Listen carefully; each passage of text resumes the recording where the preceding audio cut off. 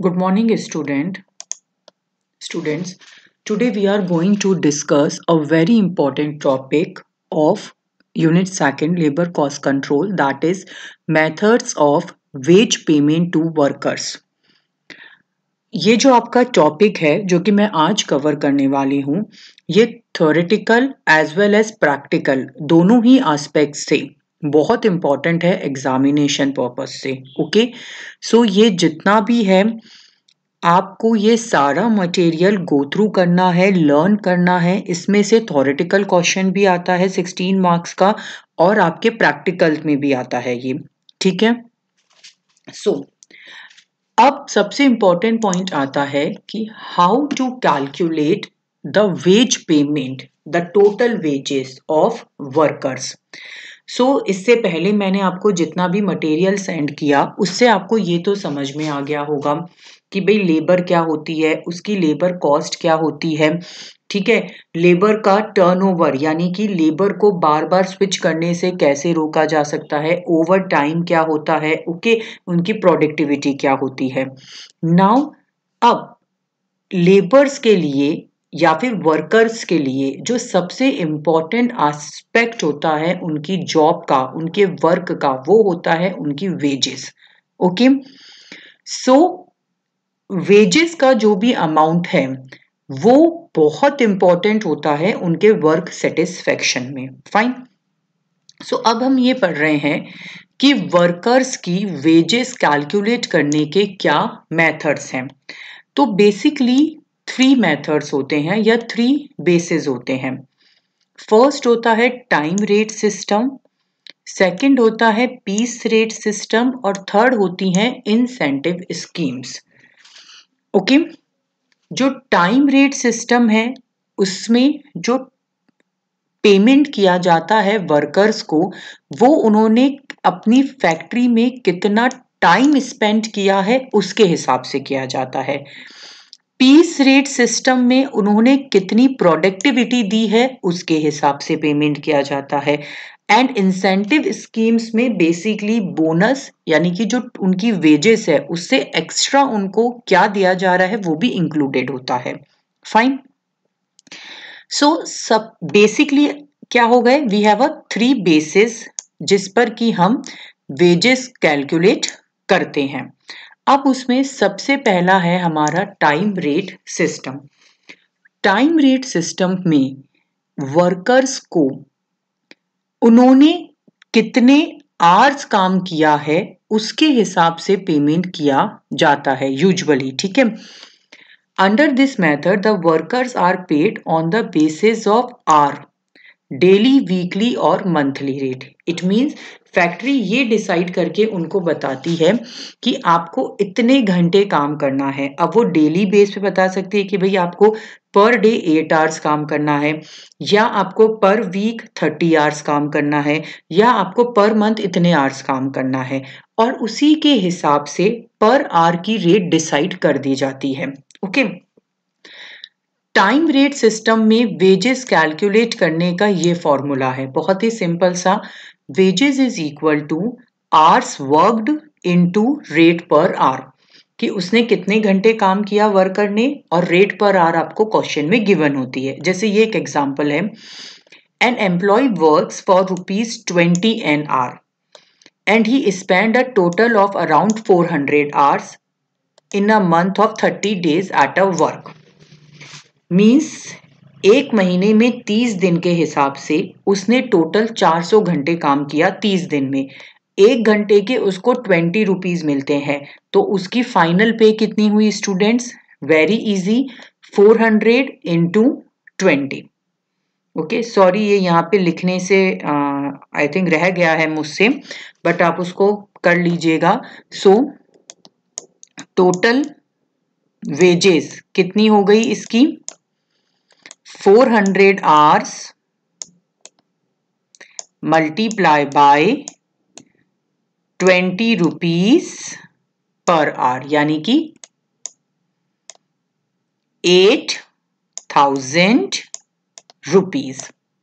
Fine, so as simple as that, जैसा कि आपको पता चला कितना सिंपल है इसमें निकालना कि रेट पर आवर गिवन होती है कि भाई इनको 1 घंटे के इतने दिए जाएंगे और ये देखा जाता है कि उस वर्कर ने टोटल कितने घंटे काम किया, मल्टीप्लाई कर लो और उसकी वेजेस आ जाएगी। ठीक है, now these are the features of this system. Obviously बहुत ही इजी सा मेथड है कैलकुलेट करने के लिए।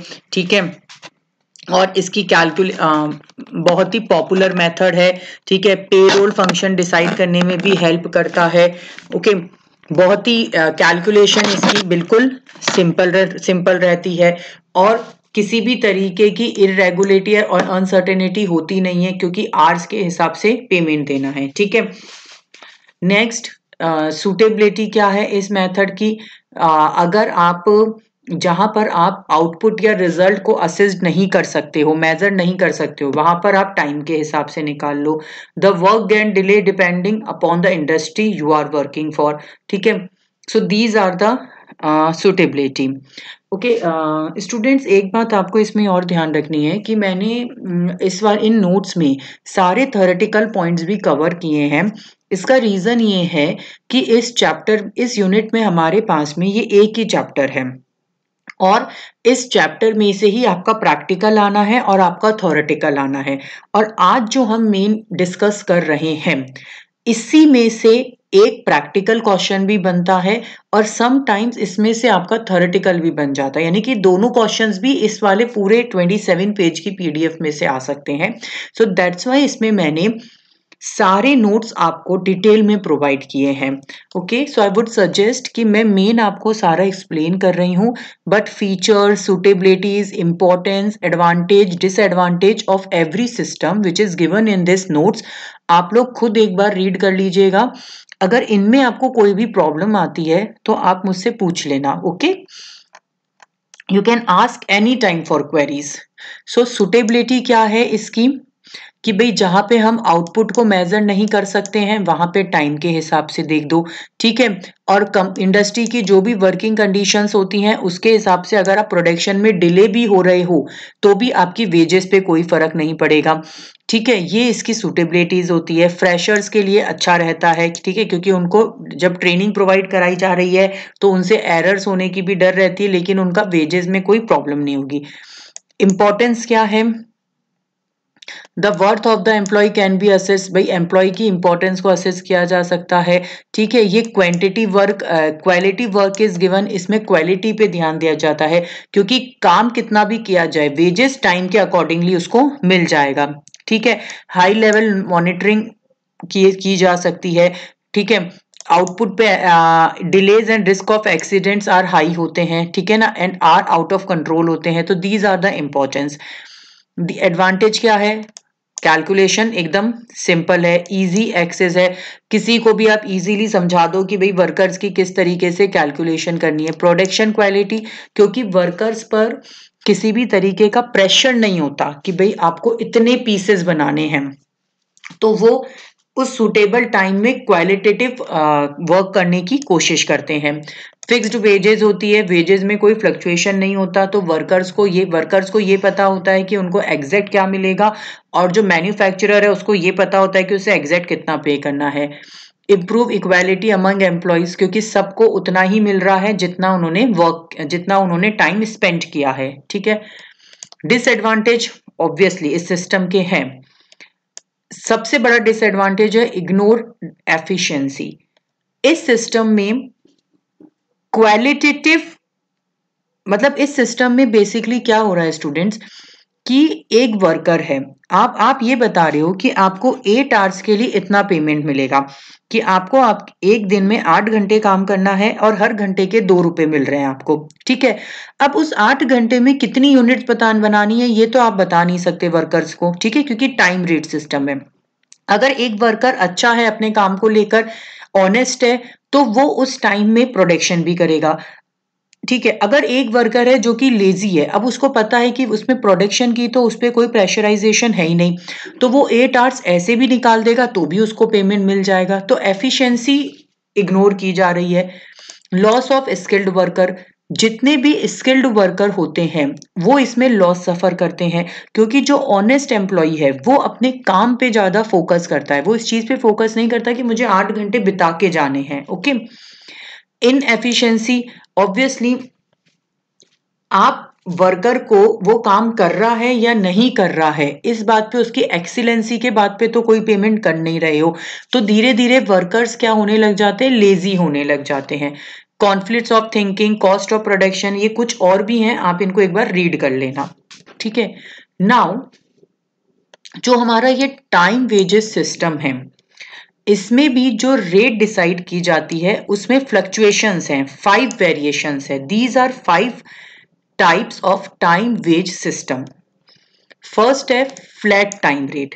फ्लैट टाइम रेट मींस एक सिंगल रेट डिसाइड कर दी जाती है कि भाई आपको इस रेट से पर डे या पर मंथ या पर वीक के हिसाब से पेमेंट मिलेगा।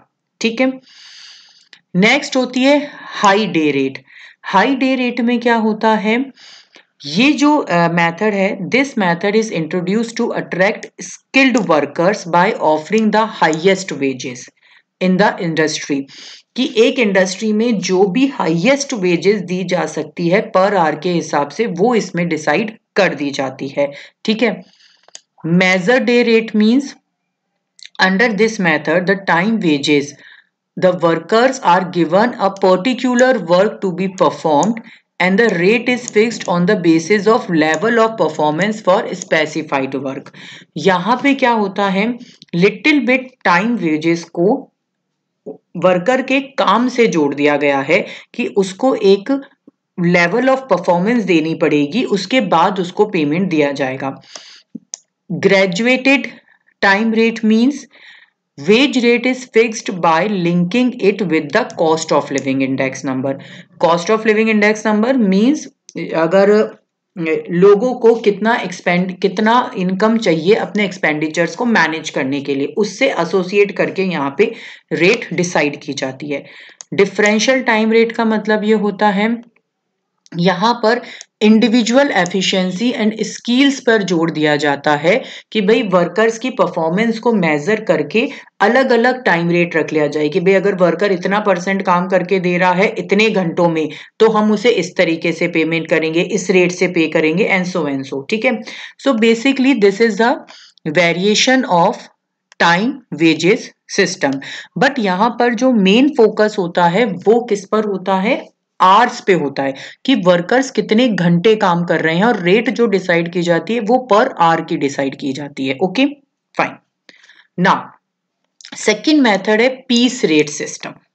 Main method piece rate system को हम पेमेंट बाय रिजल्ट्स भी कहते हैं, क्योंकि यहां पर वर्कर्स की जो टोटल वेजेस डिसाइड की जाती है वो उनके प्रोडक्शन के हिसाब से की जाती है कि उन्होंने कितना काम करके दिया, उन्होंने कितनी यूनिट्स बनाकर दी। Okay, the workers are paid on the basis of output produced by them. यहां पर टाइमिंग का कोई मतलब नहीं है। अगर कंपनी ये सिस्टम फॉलो कर रही है तो वो वर्कर्स को स्टैंडर्ड प्रोडक्शन बताएगी कि आपको इतने घंटे में इतनी यूनिट्स बनाकर देनी है, और पर यूनिट रेट डिसाइडेड होती है। ओके, ना कि पर आवर रेट। यहां पर जो अर्निंग डिपेंड करती है वो किस पर करती है कि वर्कर ने कितना प्रोडक्शन किया है। Okay, so in this system formula क्या है टोटल वेजेस का, total units of output produced into wage rate per unit of output. Means जैसे ये एग्जांपल है कि एक वर्कर ने 8 यूनिट्स बनाई हैं एक दिन में, और एक यूनिट की 10 रुपीज है, तो एक दिन की उसकी वेजेस कितनी हो गई, सिंपली 80 रुपीज। बात समझ में आई।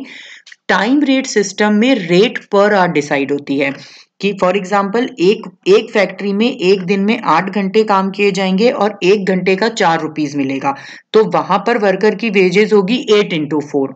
ओके, पीस रेट में आउटपुट पे डिपेंड होगा कि उसने कितनी यूनिट्स बनाई हैं। ठीक है, कि एक दिन में उसको 8 यूनिट्स बनानी है और एक यूनिट के उसको 10 रुपीज मिल रहे हैं, तो टोटल उसको एक दिन के कितने मिलेंगे 8 यूनिट्स के 80 रुपए, इस तरीके से। ठीक है, नाउ इसकी सूटेबिलिटी, एडवांटेज, डिसएडवांटेज ये आप लोगों को खुद पढ़ने हैं। फाइन, अब ये main point, variation of piece wages. एक सिंपल पीस रेट सिस्टम क्या है कि भाई according to per unit rate decide कर दी जाती है कि भाई एक यूनिट बनाने का आपको इतना मिलेगा। बट इसमें 3 टाइप्स हैं। We have a 3 types of piece rate system: straight piece rate with graduated time rates and differential piece rate। Differential piece rate में ये दो इंपॉर्टेंट फॉलो किए जाते हैं रूल्स। सबसे पहला है स्ट्रेट पीस रेट। ये जो है आपका वो एक तरीके से बहुत ही इंपॉर्टेंट टॉपिक है थ्योरेटिकल एस्पेक्ट से भी, ठीक है। टेलर एंड मैरिक इस पे लिखने को आता है आपके writing long answer. So straight piece rate, नाम से ही पता चल रहा है स्ट्रेट पीस रेट का मतलब ये होता है the wage rate is fixed for each piece is called piece rate. अगर कंपनी ये सिस्टम फॉलो कर रही है तो वो एक पर यूनिट रेट फिक्स कर देगी कि जैसे पर यूनिट रेट 10 रुपीज है, तो अब जिस वर्कर ने जितनी यूनिट्स बनाई उसके हिसाब से उसको मिल जाएगा। अगर मिस्टर ए वर्कर है उसने 8 यूनिट्स बनाई तो 8 इंटू 10, बी ने 5 यूनिट्स बनाई तो 5 इंटू 10, यानी एक स्ट्रेट रेट डिसाइड हो जाएगी पर यूनिट, और जितनी यूनिट्स बनेंगी उनसे मल्टीप्लाई करके वो वर्कर्स को दे देंगे। ये रहा सेम सिंपल सा formula. Piece rate with graduated time rates, इसमें क्या होता है कि पर यूनिट तो उसको मिलेगा ही, साथ में उसने कितने टाइम के हिसाब से काम किया है वो भी मिलेगा। Under this system workers are actually paid on the basis of output and if the piece rate wages falls below the time rate the worker is paid on the time rate basis. Means आप इसको इस तरीके से कह सकते हो कि ये piece rate with guaranteed time rate है, यानी यहां पर रेट तो पर यूनिट ही डिसाइड होगी कि जैसे फॉर एग्जांपल ये डिसाइड हो गया कि भाई आपको पर यूनिट 10 रुपीज मिल रहे हैं, ठीक है। लेकिन जब एक वर्कर की टोटल वेजेस निकाली जाएगी वो अगर उस इंडस्ट्री की जो भी टाइम रेट वेजेस है उससे कम आ रही है तो वर्कर को मिनिमम टाइम रेट वेजेस मिलना कंपलसरी कर दिया जाता है। यानी इस सिस्टम में टाइम के अकॉर्डिंग उस इंडस्ट्री में वर्कर्स की जो वेजेस है वो तो मिलनी ही चाहिए। अगर पीस रेट सिस्टम से जो वेजेस कैलकुलेट की गई है वो टाइम रेट सिस्टम के हिसाब से कम आ रही है तो फिर उस वर्कर को कौन सी वेजेस दी जाएगी? Time rate. और पीस रेट वेजेस से जो वेजेस कैलकुलेट की गई है अगर वो टाइम रेट से ज्यादा आ रही है तो फिर पीस रेट दे दी जाएगी, क्योंकि मिनिमम वेजेस तो उसको मिल गई टाइम वाली। जैसे ये एग्जांपल देखो, the piece rate is 4 rupees per unit. एक यूनिट का कितना देंगे वो? 4 रुपीज। और उस इंडस्ट्री में टाइम रेट क्या डिसाइडेड है? 80 रुपीज पर डे, कि एक दिन के 80 रुपए तो मिलने ही चाहिए। कितने घंटे काम होना चाहिए? 8 घंटे काम होना चाहिए और डेली 20 यूनिट बननी चाहिए। तो 8 आवर्स स्टैंडर्ड टाइम हो गया कि इतने घंटे काम करना ही है, 20 यूनिट्स स्टैंडर्ड आउटपुट हो गया, ठीक है। मिनिमम वेजेस 80 रुपीज हो गई कि 80 रुपए तो मिनिमम आप वर्कर को देंगे ही देंगे, ठीक है। अब देखो एक वर्कर है उसने 18 यूनिट्स बनाई, चूंकि पीस रेट सिस्टम है तो 18 यूनिट्स का 4 रुपए के हिसाब से कितना बनता है इसका? 72 रुपीज। बट इसको आप 80 रुपए से कम नहीं दे सकते इस सिस्टम में, तो इसको क्या पे किया जाएगा? 80। दूसरा वर्कर है उसने 22 यूनिट्स बनाई, उसके हिसाब से उसका कितना होता है? 88। 80 से ज्यादा है तो आप उसको 88 पे कर दोगे, ठीक है।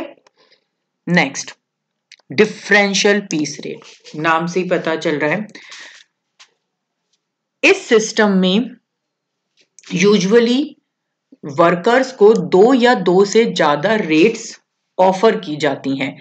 इसमें जो रेट डिसाइड की जाती हैं वो यूजुअली इस तरीके से की जाती हैं कि अगर आप इतने % एफिशिएंसी से काम करोगे, मतलब इसमें यूजुअली 2 रेट्स होती हैं, usually higher rate and lower rate, कि अगर आप इतने % काम करके देंगे तो हम आपको इतने रुपए पे करेंगे। ठीक है, जैसे ये डिसाइड कर लिया कि भाई अगर आप 90% तक एफिशिएंसी से काम करते हो डेली का तो हम आपको 10 रुपीज पर यूनिट से देंगे।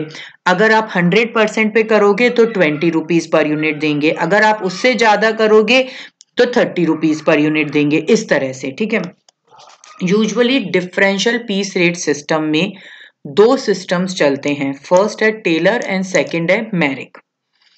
सबसे पहले हम टेलर ले रहे हैं। जो हमारे father of scientific management FW Taylor हैं, उन्होंने इस मेथड को इंट्रोड्यूस्ड किया था। इस मेथड के मेन फीचर्स ये हैं कि टाइम वेज और minimum wages are not guaranteed, standard output is determined. यहाँ पे क्या किया जाता है, टाइम एंड मोशन स्टडी की हेल्प से स्टैंडर्ड आउटपुट डिसाइड किया जाता है। फिर एक वर्कर की एक्चुअल परफॉर्मेंस देखी जाती है, उसको स्टैंडर्ड के साथ में परसेंटेज में कन्वर्ट किया जाता है और 2 पीस रेट डिसाइड की जाती हैं हर वर्कर के लिए, low price rate and high piece rate, या ये सॉरी लो पीस रेट भी बोल सकते हो आप इसको, और ये हो गई हाई पीस रेट। अगर वर्कर ने स्टैंडर्ड आउटपुट से कम काम किया है तो उसको लो रेट से पे किया जाता है। अगर वर्कर ने स्टैंडर्ड आउटपुट या उससे ज्यादा काम किया है तो उसको हाई पीस रेट से पे किया जाता है। Again I repeat, Taylor differential piece rate system में हर वर्कर के लिए 2 पीस रेट डिसाइड की जाती हैं और वो 2 पीस रेट स्टैंडर्ड आउटपुट के हिसाब से डिसाइड की जाती है। यानी हर फैक्ट्री में एक स्टैंडर्ड आउटपुट वर्कर को बताया जाता है। जैसे ये बता दिया गया कि आपको एक दिन में 10 यूनिट बनानी है। अब अगर किसी वर्कर ने 8 यूनिट बनाई है तो उसने स्टैंडर्ड आउटपुट से कम काम किया तो उसको लो पीस रेट दी जाएगी, और अगर किसी वर्कर ने स्टैंडर्ड आउटपुट या उससे ज्यादा बनाया तो उसे हाई पीस रेट दी जाएगी। ठीक है, जैसे ये एग्जांपल है, one who reach the standard output और exceed it is paid 120% of piece rate, ये डिसाइड कर लिया इन्होंने। ठीक है, और जो कम करेगा उसको 80% ऑफ पीस रेट दिया जाएगा। ठीक है, मतलब the minimum wages of workers are not guaranteed. ये एक तरीके से इस सिस्टम की सबसे बड़ी कमी थी कि टेलर ने पूरी तरीके से एफिशिएंसी के हिसाब से, वर्किंग एफिशिएंसी के हिसाब से अपना सिस्टम बनाया था। उन्होंने मिनिमम वेजेस की कोई गारंटी नहीं दी थी, क्योंकि उन्होंने क्या बोला कि भाई हमने 2 रेट डिसाइड करनी है, लो और हाई। जैसे लो हमने डिसाइड कर ली 8 रुपीज और हाई हमने डिसाइड कर ली 12 रुपीज। यानी अगर स्टैंडर्ड आउटपुट है 10 यूनिट्स, मिस्टर ए ने 8 यूनिट्स बनाई हैं तो उनको आप 8 रुपीज से पे कर दो। मिस्टर बी ने अगर 10 यूनिट्स बनाई है तो आप उनको 12 रुपीज से पे कर दो। ठीक है, और मिस्टर सी ने भी अगर 12 यूनिट्स बनाई है तो उसको भी आप 12 रुपीज से ही पे कर दो। समझ में आ रही है बात? देखो, जैसे ये एक एग्जांपल है, स्टैंडर्ड आउटपुट कितना है 200 यूनिट्स, एक यूनिट का कितना है 10 पैसा। अब मान लो मिस्टर ए हैं, उन्होंने 220 यूनिट बनाई। आप अभी इसको सिंपल सा समझो, उन्होंने 220 यूनिट बनाई, यानी स्टैंडर्ड आउटपुट से क्या किया, ज्यादा बनाया। तो उनके लिए क्या डिसाइडेड है कि जो स्टैंडर्ड आउटपुट से ज्यादा बनाएगा उसको जो भी पीस रेट होता है उसका 120% मिलेगा। पीस रेट कितना था 10 पैसा, इसका 120% निकाल लिया। ठीक है, और उसके हिसाब से उनको अर्निंग मिल गई सीधी सीधी।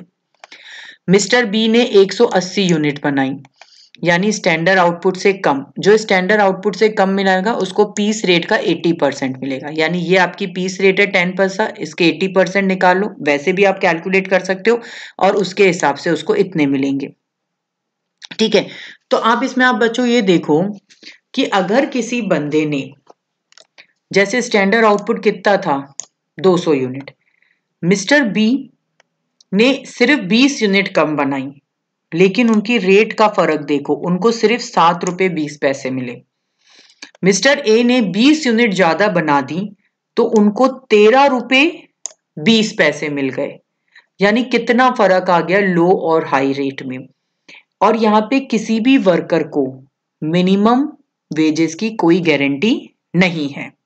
ठीक है, सो ये था आपका टेलर का सिस्टम। और इस टेलर सिस्टम में सबसे बड़ी जो डिसएडवांटेज थी या कमी रह गई थी वो यही वाली थी कि इन्होंने मिनिमम वेजेस पॉइंट को बिल्कुल इग्नोर किया। नाउ ये इसके जो फीचर्स हैं, मेरिट डीमेरिट आप खुद करेंगे। जो टेलर के सिस्टम का अपोज हुआ उसके बाद में नेक्स्ट सिस्टम आया मैरिक का। मैरिक की जो रेट्स हैं उसको मल्टीपल पीस रेट सिस्टम भी कहते हैं। मैरिक ने जब अपनी टेबल दी वेजेस कैलकुलेट करने के लिए, तो उन्होंने इस बात को ध्यान में रखा कि हर वर्कर को मिनिमम वेजेस तो मिलनी ही चाहिए। ठीक है, उन्होंने अपनी इस तरीके से टेबल दी। मैरिक ने कहा कि आप स्टैंडर्ड आउटपुट तो दो, स्टैंडर्ड आउटपुट तो जरूरी है, पर उनकी टेबल क्या थी? फर्स्ट, इफ जो प्रोडक्शन है वो स्टैंडर्ड आउटपुट के 83% तक है, less than 83% of standard output, तो आप 110% the ordinary piece rate is given to worker. Means अगर किसी वर्कर ने less than 83% of standard output किया है तो आप उसको वेजेस का 102% दो। अगर किसी का लेस देन 83% है स्टैंडर्ड आउटपुट तो आप उसे वेजेस का कितना दोगे? 102%, जो भी वेजेस आपने डिसाइड की है।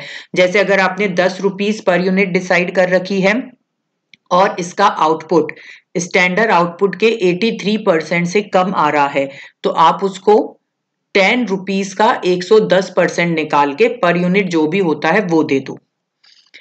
अगर किसी की परफॉर्मेंस 83% से 100% के बीच में है तो आप उसको 120% दे दो पीस रेट का। और अगर किसी की 100% से ऊपर है परफॉर्मेंस, ठीक है, तो आप उसको 120% प्लस जो भी एक्स्ट्रा देना चाहते हो वो दे दो। ठीक है, ये देखिए, less than 83% of standard output, 110% of ordinary rate. If the level of performance is between 83 to 100%, then of the standard, and 120%, then who produce more than 100. Sorry students, इसमें एक mistake हो गई है. I am rectify that mistake. Now,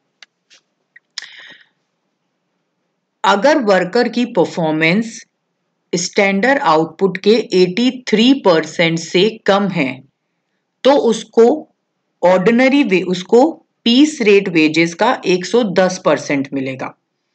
अगर 83% से 100% तक है तो उसे सिंपल पीस रेट मिलेगी, यानी जो भी आपकी पीस रेट है।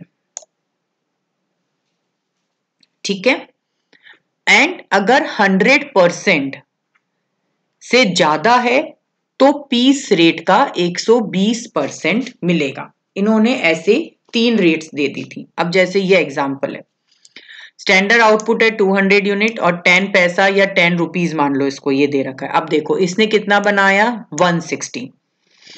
सो हमें पहले तो ये देखना पड़ेगा कि भाई 83% में आता है या कैसे, तो ये चीज कैसे निकाली जाती है, यानी ये होती है percentage of efficiency. Percentage of efficiency कैसे निकाली जाती है, actual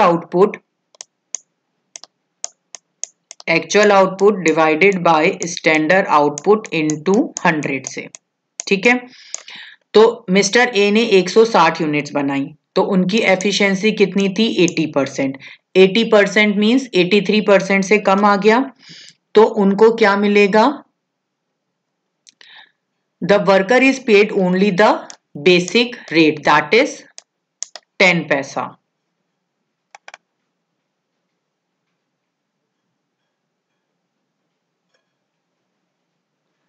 okay, I am very sorry again, इस टेबल को मैं वापस से रेक्टिफाई कर रही हूं, कुछ कंफ्यूजन हो गया था। यस, अगर वर्कर की एफिशिएंसी 83% से कम है तो उसको सिर्फ पीस रेट मिलेगी। यस, एंड अगर वर्कर की एफिशिएंसी 83% से 100% के बीच में है तो उसे वेजेस का 110% मिलेगा। I am very sorry, extremely sorry student, I am again repeating this, please ध्यान से सुन लीजिए। मैरिक ने 3 रेट्स दी थी। अगर वर्कर की एफिशिएंसी लेस देन 83% है तो उसे सिर्फ पीस रेट मिलेगी। अगर 83% से 100% है तो उसे पीस रेट का 110% मिलेगा, और अगर 100% से ज्यादा है तो उसे पीस रेट का 120% मिलेगा। अब जैसे यहाँ पर 80% एफिशिएंसी थी यानी 83% से कम थी, तो सिर्फ उसको पीस रेट यानी कि 10 पैसे के हिसाब से पेमेंट मिल गया।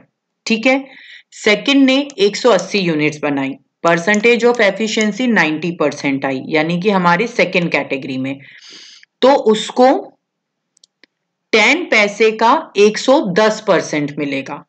ठीक है, तीसरे ने 220 यूनिट बनाई, परसेंटेज निकाली 110% यानी कि थर्ड कैटेगरी, तो उसे नॉर्मल रेट का 120% मिलेगा। ये रहा। ठीक है, ऐसे निकालते हैं। ओके, नाउ मेरिट डीमेरिट आप लोग खुद कर लेना। नाउ अब थर्ड है आपका इसमें incentive schemes.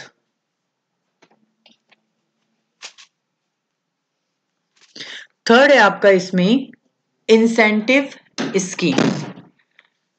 Incentive schemes are following. इसमें फर्स्ट है प्रीमियम बोनस मेथड, जिसमें 2 स्कीम्स यूजुअली कॉमन है, जो पॉपुलर स्कीम्स है वो है Halsey and Rowan premium plans. Second है combination of time and piece rate work. इसमें ये 3 प्लान्स में से ये 2 प्लान्स ज्यादा कॉमन है, Gantt task premium scheme and Emerson efficiency premium scheme. ये चारों ही Halsey, Rowan, Gantt and Emerson, ये आपका प्रैक्टिकल पॉइंट ऑफ व्यू से भी इंपॉर्टेंट है। आपकी बुक में इससे रिलेटेड जो भी प्रैक्टिकल दे रखे हैं इलस्ट्रेशन, वो आप इस लेक्चर के बाद में खुद सॉल्व करके देखेंगे। ठीक है, कोई क्वेरी होती है तो obviously you are welcome. Now अब सबसे पहले हम ले रहे हैं प्रीमियम बोनस मेथड।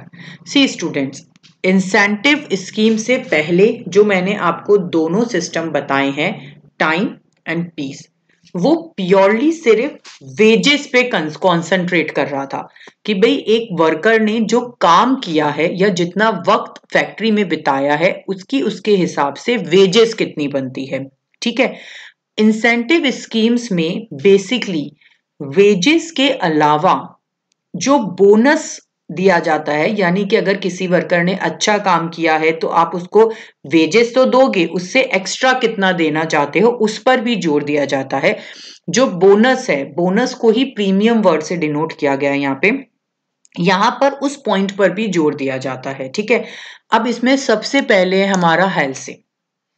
हेल्से की ये जो सिस्टम है इसको 50-50 प्लान कहा जाता है। ये मिस्टर एफ ए हेल्से, जो कि एक अमेरिकन इंजीनियर थे, उन्होंने इन्वेंट किया था। Under this system standard time for doing each job is fixed. इसमें एक स्टैंडर्ड टाइम फिक्स्ड कर दिया जाता है and the worker is given wages for actual time he takes to complete the job और operation at agreed the rate per hour plus a bonus equal to 1/2 of the wages of saved time. Means जैसा कि मैंने आपको बताया कि incentive schemes में wages पर तो जोर दिया ही गया है, उसके साथ में बोनस पर भी जोर दिया गया है। ठीक है, अब हेल्से ने क्या बोला है कि आप पहले standard time of doing each job, एक काम को कंप्लीट करने का क्या स्टैंडर्ड टाइम है वो डिसाइड करके अपने वर्कर को बता दो। फिर उसने एक्चुअल में जितने घंटे में वो काम किया है उसके हिसाब से उसकी टोटल वेजेस बनेगी, जिसमें उसको रेट पर आवर के हिसाब से जो वेजेस मिलनी है वो तो मिलेगी, प्लस बोनस भी मिलेगा। अब बोनस किस हिसाब से मिलेगा कि उसने कितना टाइम सेव्ड किया उसके हिसाब से बोनस मिलेगा। ठीक है, इसको मैं अभी आपको एक एग्जांपल से भी आगे बताऊंगी। प्रैक्टिकली जो बोनस का परसेंटेज होता है वो इसमें वेरी करता है। ओके, इस रेंज में वेरी करता है और ये इसका फॉर्मूला होता है।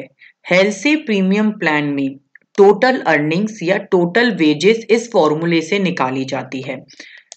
ये जो फॉर्मूला है इतना, ये हो गया आपका कि टाइम रेट के हिसाब से कि उसने कितने घंटे काम किया, जैसे कितने घंटे काम किया और रेट पर आवर जो है, तो ये तो हो गई आपकी वेजेस, प्लस ये वाला जो फॉर्मूला है ये हो गया उसका बोनस, और वेजेस और बोनस मिलके उसकी बनती है एक वर्कर की टोटल वेजेस। यहां पे ऐसे निकालते हैं। ठीक है, वेजेस टाइम रेट के हिसाब से होती है, hours worked into rate per hour. Bonus का ये फॉर्मूला होता है टाइम सेव्ड कि उस वर्कर ने कितना टाइम बचाया इनटू रेट पर आवर का 50%। ठीक है, ये जो लाइन लिखी हुई है ना, 1/2 of the wages of time saved. Usually जो बोनस की परसेंटेज होती है वो उस वर्कर ने कितना टाइम सेव किया है कि 50% की होती है, लेकिन ये बोनस परसेंटेज इस रेंज में होती है। अगर क्वेश्चन में कुछ नहीं कहा गया तो हम 50% मानते हैं, बट अगर आपको क्वेश्चन में इस रेंज में बोनस का कोई परसेंटेज और गिवन हो, मान लो 60% या 62% गिवन है, तो इस फॉर्मूले में 50 की जगह आप वो लिख दोगे। ठीक है, बट यूजुअली ये फॉर्मूला होता है। अब इसको एक एग्जांपल से समझाती हूँ। देखो, रेट पर आवर ये है 1.5, time allowed for job 20 hours, यानी ये क्या हो गया आपका standard time. Time taken 50 hours, यानी ये उसने एक्चुअल में इतना टाइम लिया है। ठीक है, अब देखो सिंपली आपको इस फॉर्मूले के हिसाब से अगर कैलकुलेट करना है तो ये आपने फॉर्मूला लिख दिया। कैसे कैलकुलेट होगा, hours worked into rate per hour, कितने घंटे काम किया उसने, 15 घंटे। रेट पर आवर कितनी थी, 1.5, ये हो गई उसकी वेजेस, प्लस बोनस 20 आवर्स उसको स्टैंडर्ड बताया गया था और 15 आवर्स में उसने वर्क कंप्लीट कर लिया, तो टाइम सेव्ड कितना हुआ, 5 आवर्स। ठीक है, so this is 5 hours into rate per our 1.5 का 50%, ये हो गया उसका टोटल वेजेस। ऐसे निकली सिंपल सी। ठीक है, also find out effective rate of earning. Effective rate of earning का ये फॉर्मूला आप याद कर लेना।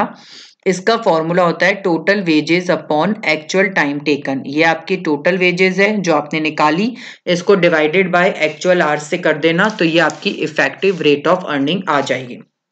मेन आपको क्या समझना है इसमें कि कैसे टोटल अर्निंग या टोटल वेजेस निकलती है। वेजेस निकाली प्लस बोनस कर दिया, बोनस का ये फॉर्मूला है। फॉर्मूलेज आपको इसमें लर्न करने पड़ेंगे। यहाँ नीचे नोट दे रखा है, percentage of bonus is to be taken 50% when it is not given. और अगर आपके भी प्रैक्टिकल क्वेश्चन आएगा और बोनस परसेंटेज गिवन नहीं होगी तो आपको उसमें ये लिख के आना होगा। एडवांटेज और ये सब आपको खुद करने हैं। नेक्स्ट है रोवन सिस्टम। ये 1901 में डेविड रोवन ने, जो कि इंग्लैंड के थे, उन्होंने इंट्रोड्यूस किया था। ठीक है, इसमें बेसिकली फर्स्ट पार्ट तो वही है जो कि हेल्से का था, बस इन्होंने बोनस का एक अलग फॉर्मूला दिया है। यहां पर जो बोनस का फॉर्मूला है वो स्टैंडर्ड टाइम सेव्ड के साथ में जो प्रपोर्शन है उसके हिसाब से दिया गया है, बस इतना सा डिफरेंस है, बाकी सेम है। ठीक है, अब जैसे ये वाला एग्जाम्पल है जो हमने अभी हेल्से में किया है, अगर उसी एग्जाम्पल को मैं रोवन में करूं तो टोटल वेजेस तो वही रहेगी जो ऊपर थी। ठीक है, यहां पर भी कितनी थी, वही 22.5, यहां पर भी वही 22.5। बोनस का अमाउंट डिफरेंट हो जाएगा। यहां पर बोनस कैसे निकलेगा, टाइम सेव्ड कितने थे 5 hours divided by standard time यानी कि 20 hours into hours worked 15 into rate per hour. सिर्फ रोवन और हेल्से का जो सिस्टम है उसमें जो फर्क था वो सिर्फ बोनस आवर्स निकालने का फर्क था। हेल्से के लिए बोनस आवर्स का मतलब सिर्फ सेव्ड टाइम है। ठीक है, हेल्से के लिए बोनस आवर्स का मतलब is equal to saved time, जैसे 5 घंटे हुए तो वो 5 घंटे उनके बोनस आवर्स हो गए। रोवन के लिए बोनस आवर्स का मतलब क्या है, सेव्ड टाइम का स्टैंडर्ड टाइम के साथ में प्रपोर्शन। इनके लिए बोनस आवर्स का ये मतलब है। सिर्फ ये वाला जो पोर्शन है, ये वाला जो मैं बार बार एनसर्किल कर रही हूं, हेल्से और रोवन प्लान में सिर्फ ये फर्क है, बाकी सब सेम है, बट इससे रेट में तो फर्क आ जाता है जो टोटल वेजेस मिल रही है। ठीक है, now next, combination of time and piece rate work. ठीक है, मैंने जो आपको बताया था कि जो हमारी इंसेंटिव स्कीम्स हैं उसमें फर्स्ट होता प्रीमियम बोनस मेथड, वो हो गया। अब सेकंड है आपका combination of time and piece rate work. Combination of time and piece rate work में फर्स्ट है हमारा गैंट टास्क। ये एचएल गैंट ने दिया था। ठीक है, under this scheme fixed time rate are guaranteed. Gantt scheme की जो सबसे मोस्ट इंपॉर्टेंट हाइलाइट्स हैं वो ये हैं कि इन्होंने गारंटेड वेजेस पे जोड़ दिया था।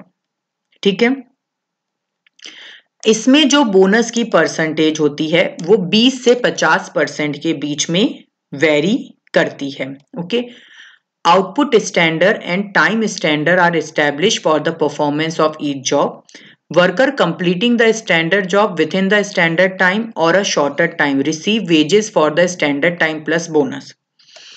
मतलब यहां पे भी वर्कर को स्टैंडर्ड आउटपुट और स्टैंडर्ड टाइम बता दिया जाता था। जो worker standard output standard time में या उससे कम टाइम में बनाता था उसको बोनस दिया जाता था। समझ में आ रही है बात? यहां पर एक वर्कर को जैसे ये बता दिया गया कि भाई आपको 8 घंटे काम करना है और 10 यूनिट बनानी है। अब अगर एक वर्कर ने 8 घंटे काम किया, ठीक है, और 10 यूनिट बना ली तो उसको टाइम रेट प्लस बोनस मिलेगा। एक वर्कर ने 8 घंटे काम किया, 7 घंटे काम किया और आउटपुट पूरा बना लिया तो उसने कम टाइम में बना लिया तब तो भी उसको बोनस मिलेगा। लेकिन एक वर्कर ने 9 घंटे काम किया और आउटपुट बना लिया तो उसको कोई भी बोनस नहीं मिलेगा, सिर्फ मिनिमम गारंटेड वेजेस मिल जाएंगे। Example, standard rate, standard hours, bonus का ये परसेंटेज है। मिस्टर ए हैं, इन्होंने 12 घंटे काम किया, 10 घंटे तो काम करना ही था, इन्होंने 12 घंटे काम किया तो 12 घंटे काम किया उसके हिसाब से इनको सिर्फ 2 रुपीज के हिसाब से मिल जाएगा, कोई बोनस नहीं मिलेगा, सिर्फ क्या मिलेगी स्टैंडर्ड रेट, क्योंकि इन्होंने स्टैंडर्ड आवर से ज्यादा घंटे काम किया तो सिर्फ मिनिमम वेजेस मिल गई। दूसरे वर्कर ने 10 घंटे काम किया और 10 घंटे उसका स्टैंडर्ड था तो 10 घंटे के हिसाब से 20 रुपए प्लस 20% का बोनस भी मिलेगा। यानी जिस वर्कर ने स्टैंडर्ड टाइम तक काम करके दे दिया था उसको बोनस मिलता है। जिसने स्टैंडर्ड टाइम से ज्यादा वक्त लगा के काम किया तो मतलब वो तो इनएफिशिएंसी हो गई ना, उसको बोनस नहीं मिलता, उसको सिर्फ मिनिमम वेजेस मिलेगी। नेक्स्ट, तीसरा वर्कर, इसने 8 घंटे में ही काम करके दे दिया, तब भी इसको क्या मिलेगा? स्टैंडर्ड रेट प्लस बोनस का 20%। ठीक है, इस तरीके से ये कैलकुलेशंस की जाती हैं। ओके, नाउ मेरिट डीमेरिट्स आप खुद पढ़ लेना। इस प्लान्स में चूंकि उन्होंने रेट्स तो बहुत सारी बना दी थी गेंट ने, लेकिन टोटल वेजेस में एज सच कोई फर्क नहीं पड़ता था। वही देखो, आप सेम ही अमाउंट आ रहा है, बस उसकी कैलकुलेशन अलग तरीके से हो जाती थी। सो इससे बेटर एक प्लान आया, वो था आपका इमर्सन एफिशिएंसी प्लान।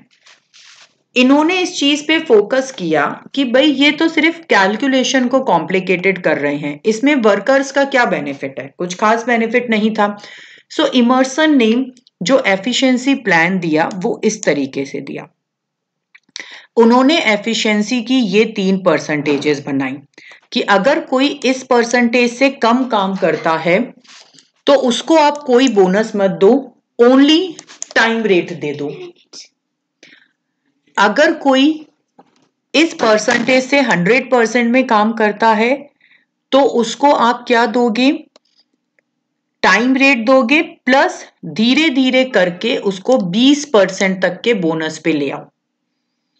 अगर कोई 100% से ऊपर काम करता है तो उसको टाइम रेट दो प्लस 20% बोनस दो, प्लस 20% के बाद में हर 1% एफिशिएंसी के लिए 1% बोनस और दो।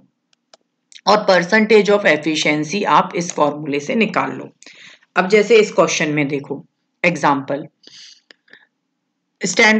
ये स्टैंडर्ड टाइम है 10 घंटे, जिसमें वो 200 यूनिट का उसको स्टैंडर्ड आउटपुट दे दिया। ये तुम्हारी रेट पर यूनिट हो गई। एक ने 10 आवर्स में 100 यूनिट्स बनाई।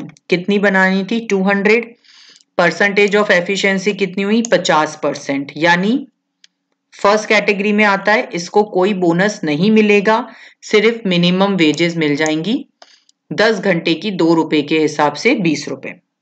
सेकेंड पर्सन ने 10 आवर्स में 200 यूनिट्स बना ली। परसेंटेज ऑफ एफिशिएंसी 100%, यानी उसको टाइम वेज भी मिलेगा और बोनस भी मिलेगा। कितना? 20% से, तो टोटल 24 रुपीज मिलेंगे। थर्ड पर्सन ने 260 यूनिट्स बनाई, एफिशिएंसी निकाली 130%। तो अब इसको कैसे मिलेगा? इसको टाइम वेजेस मिलेगा और बोनस कितना मिलेगा? 130% है, यानी 100% हटा दो इसमें से, एक्स्ट्रा कितना किया उसने? 30% किया। तो 100% तक के लिए तो उसको 20% मिलेंगे ही मिलेंगे। ठीक है, 130% था तो 130% में से एडिशनल कैसे लगाते हैं हम? 100 हटा दिया तो कितना हुआ? 30। 30% में से पहले 20% के लिए तो उसको जो ये वाली कैटेगरी है 20% का वो मिलेगा ही मिलेगा, और अब बाकी बचे हुए 10% के लिए 10% और मिलेगा। तो टोटल उसको कितना हो गया आपका? इस तरीके से हो गया 50%। Again I repeat, I think बोलने में कुछ थोड़ा सा मिस्टेक हो गया है।